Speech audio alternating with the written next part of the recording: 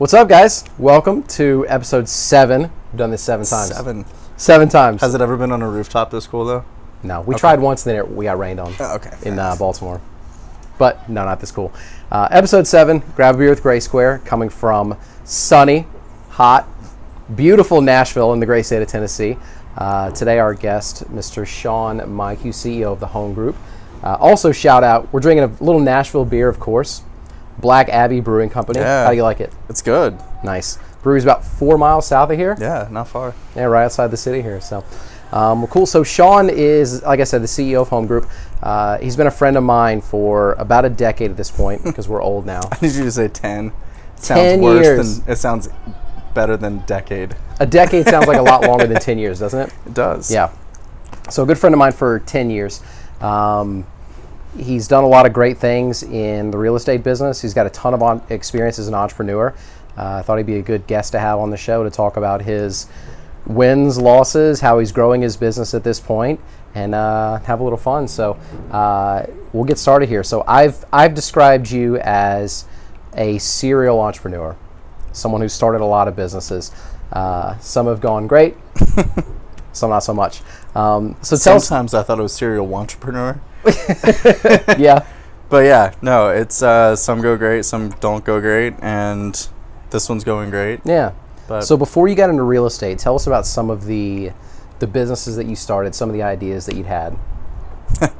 the list is long, Sure. but we'll stick with I learned a lot in every single one. The biggest one that probably sticks out is one called Local Impact. We're working to drive consumers to shop at locally owned places instead of corporate chains. Sure. And the runway just wasn't long enough.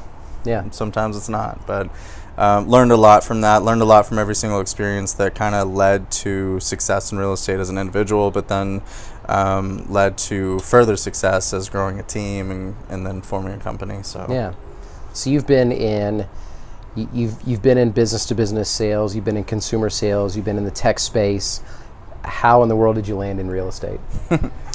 I have no idea. You have some sort of idea. No, I'm just kidding.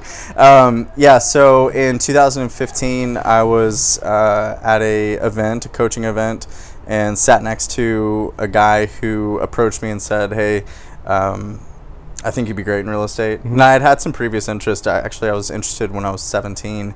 And then I went to college and did the college thing. And then, you know a lot of the story. And Sure. I tried to get in it when I was about 23 or so. And then at 25, I had this dude say, hey, listen, I think you'd be great at it. I'll pay your way to get into it if you work for me. And so he did. And I got into it. I sold between 10, 15 houses my first 3 months. And thought I had it all figured out. Yeah. We ended up not working out very well together. Sure. So real quick, I don't know much about the real estate. In Oh, terms of like yeah. how much So people to are give some selling. perspective, is that a lot? Is that not that many? Is yeah, that okay? the average realtor sells 6 houses in a year. So to sell 10, 15 in 3 months pretty good. is not bad. And but I had it all figured out, got a little bit of arrogance, and tried to go to a different company and do it on my own. Okay. And like, man, it's not rocket science. It can't be that Sure. hard, right? Sure. And got my ass kicked brutally. Was that a smaller company or a bigger company? Smaller on a national scale. It's a local company, but pretty large for local. Okay. They have, I don't know, 1,500 agents or something in Nashville. And so, I mean, the company was fine. It was me that was broken. So I went out and for 6-7 months, I made $7,000. It was brutal. That's rough. Yeah. A lot of noodles. Ramen and felt like college all over again. Yeah. So yeah, that was it. And then had some catalysts of change, and actually told my wife, I was like, babe, maybe I'm not meant to be in real estate. Maybe I'm not as good as I think I am. And then I met my coach. This was April of 2016. And from there, I mean, just kind of from June of 16 to December, made $150,000. So sold about $8 million in real estate, 7 million, something like that. And then the next year I sold 12.5 million. And so this year I think probably close out the year about somewhere around 18 or 20 million. Okay. So this is, and that's awesome, by the way. Not to transition too quickly from like that type of accomplishment, but I think what causes such a dramatic change in behavior? Like to go, like most people don't go from underperforming at something to dramatically overperforming with what seems like kind of the snap of your fingers? Like what sparked the transition? I think you just got to want to change. Like nobody's ever going to change unless they want to change. So for me personally, at that point in my life, I had no plan B, right? It was like, this either works or me and my wife and my kids are homeless. Yeah. Again. Sure. So I think it was like, this has to work. This is going to work. We're going to make this work. But really it was, you've got the skill sets inside of you, especially if you've gone through a lot of failures. You've got those skill sets. It's just a matter of engaging them and having the confidence in yourself and the confidence to just be like, look, I know what I'm doing. It's not some rocket science thing. You just go out there and just perform the action, do it on a consistent basis, get better with your time management and all that stuff. Yeah. So what does that look like in the real estate world? Like, I know those are very good points that you could relate to. Most people usually know what they're doing wrong. Right. It's usually what you don't want to admit to yourself or what you don't think is that big a deal. Yeah. That's usually the biggest deal. Right. So in real estate, what were the actions? Like, what were the specific, this is what I'm not doing, this is what I have to start doing, like day to day? Yeah, so the actions when I went out on my own is when I kind of started to form the vision for what is today. The problem is I was 6 months into it, and I wanted to be 3 years into it instead of being 3 years into it and being 3 years into it. And so what happened is I was getting way ahead of myself mentally, and I was spending way too much time doing things that weren't income-producing activities. And really it just boils down to, it was a discipline, a consistency, and a time management thing. I had the discipline to look at my dream and not look at today. I had the consistency to look at my dream and not today, and I had the time management of my dream and not today, and I just had to shift that back to, look, you got to live today and focus on building brick by brick to get to tomorrow. And so for me, like, my typical work day is probably longer than every other realtor on earth, but I start around 6 a.m. and I end around 2 a.m. 7 days a week, every single day. And so with that, it's like I was spending 6 a.m. to 2 a.m. building my dream. Now I spend 6 a.m. to probably 6 p.m. working on today, my personal business and that of my agents, and making sure that everybody has what they need. And then when the clock turns off for the day, I start working on where are we going, how are we going to get there, the systems, the processes, the design, all that stuff. Okay. So this is a question I ask any entrepreneur that I get a chance to hang out with. What I've found is that most entrepreneurs were successful and in a good position. I shouldn't say most, a lot that I meet were successful in a good position with a decent sized firm in their industry, but yet still decided to jump ship and take the risk. Like, what you went from a position of, near the bottom to pretty high up in relevancy in the space, and then jumped ship and sort of started over when you started your own business. Like, what goes, like, why? You know what I mean? We all have a little bit of crazy in us. Well, I think that's fair. I think most entrepreneurs are a little bit insane. I think it's like an ownership thing. Like, when you've got that vision, you want to own that vision. You want to own the outcome. Yeah. And at the end of the day, there's a lot of people that are entrepreneurs that start a job for themselves. Sure. Right? And so, like, where I was successful when I was with Remax, great company. But it still felt like I didn't really control my destiny. You know, like, you control it to a point, but you don't know what the dude at the top's going to do that destroys it. And so there's that, but then there's also just things of, you just want to be the driver. And like, once you knew you could pull it off. Yeah, and even then, like, you still have some doubts. Mm-hmm. Sometimes you're like, God, do I really have what it takes? Yeah. But, I think that comes with every single thing that you do. You're always going to have that doubt, and you can be like the most confident person in the world, and that confidence be taken away from you in 30 seconds. Yeah. And it can take you 6 months to get it back. Sure, that's fair. Yeah. So, real estate obviously is not a business that's known for innovation. It's an old, kind of tired business. What What do you do differently in a sort of stale industry to separate your new business from the competitors? Is it marketing? Is it strategy? Is it process? Like what are you doing different other than, selling a couple houses to people? Yeah, so a lot of our focus is on the millennials. 70% of millennials intend to buy or sell a house in the next 5 years, and most of the old stale real estate business isn't really focused on those people. And so we're focusing a lot of our marketing efforts, our design, our marketing, all that stuff towards those folks. But then beyond that, we're working on things that are going to improve the consumer experience when buying or selling a house. Okay. When you buy a house, it can be probably the most stressful thing that most people encounter. Sure. Especially when you get agents out there who have maybe been licensed for 10 minutes and they call themselves an expert. And it's fine, like you have to start somewhere, right? But at the end of the day, like we're putting in place training that's going to guide them step by step so they know exactly how to handle certain situations, and technology that gives the consumer full transparency in every single interaction so they see what's been done, what's going to be done, where they are in the process. We're working on some cool stuff going forward that's going to be virtual tour-y, but 3D. Yeah. So people aren't spending time and gas and all that stuff driving around all these 25 different houses. You can just sit in your chair at home and walk through these houses. Sure. And then when you find one you love it.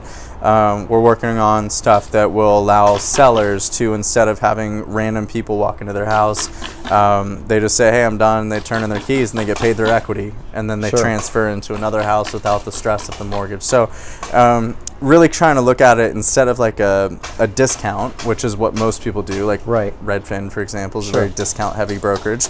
We're trying to say, how can we add more value and more convenience to the consumer and to the agent and give them these tools to be successful.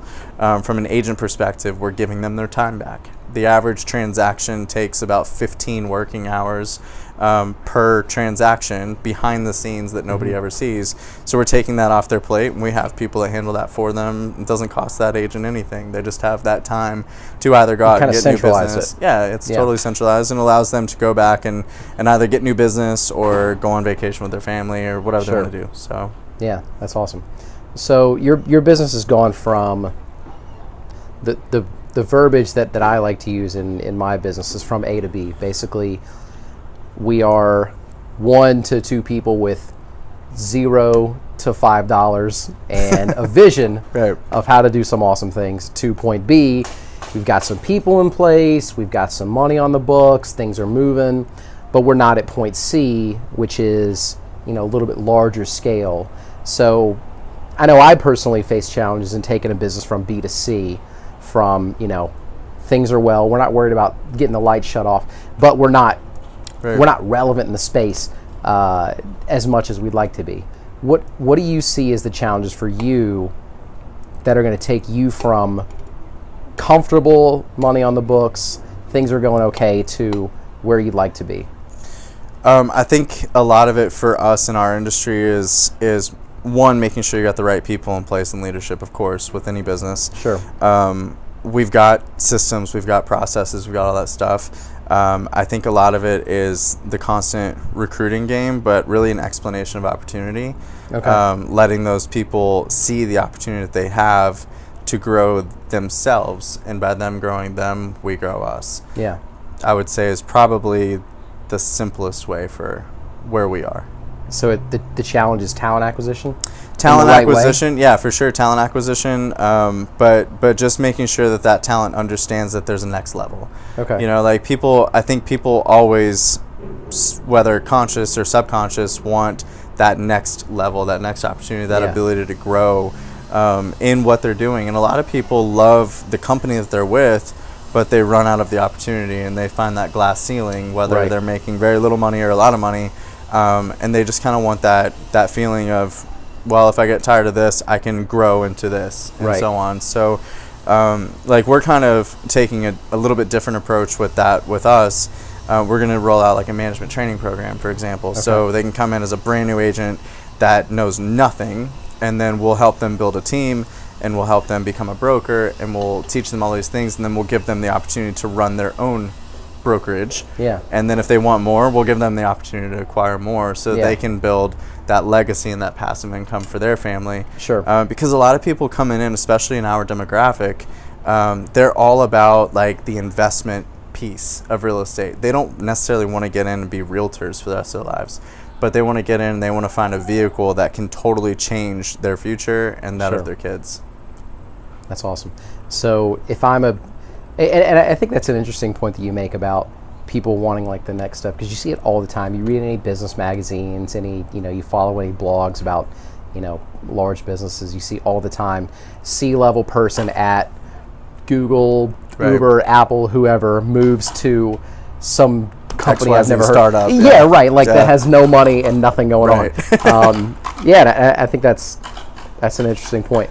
So if I'm a realtor, what like just short term, because I think people think short term as well if they don't want to be like the entrepreneur. Right. How do you attract those people? Like, is it you mentioned the component of if I'm brand new in the space, I can come in and there's room for me to move my way up the ladder. If I'm working for big box realty company, why do I come work for you instead? Because we give time back. I mean, that's like, it's one of those things, like we're giving, it's a lifestyle choice. We're just gonna, with like the automations and through automation, systems, processes, transaction coordination in the back end, all these different things. We're going to give people their time back, and we're going to put more money in their pocket. And who would say no to more money and more time? Sure. Cool. Hopefully, who would say no? I mean, that's the gist of it, right? Right. If not, you're broke in a year. All right, awesome. So, I mean, this is most of my questions. So if I want to get in touch with you for, advice on starting a business or real estate advice or whatever, how do I pull that off? Nashville Top Realtor on Instagram. Okay. You can email me at Sean@HOM.group, HOM.group, no E. Okay. And those are probably the easiest ways, or you can add me on Facebook. Cool. Good stuff. We'll add those links in the comments. Here, up here. Yeah, somewhere. click below. Click hit whichever that subscribe way. button. We'll do that. Well, cool. I definitely appreciate this. Yeah, man. Appreciate you. It's been good stuff. Good catching up as always. So. Oh, and a shout out to this property, by the way. So we're sitting in this I know we were going to listing. mention that. Yeah, we're sitting in this listing. It's a beautiful listing. It's in the Gulch. It's in South Gulch in Nashville, like right downtown. I mean, you can throw a rock and hit the Batman building over there. Yeah, right. 1.2 million. If you know anybody looking, it's beautiful. Great investment opportunity as well. Okay, you selling this one? Yeah, why not? All right, good enough.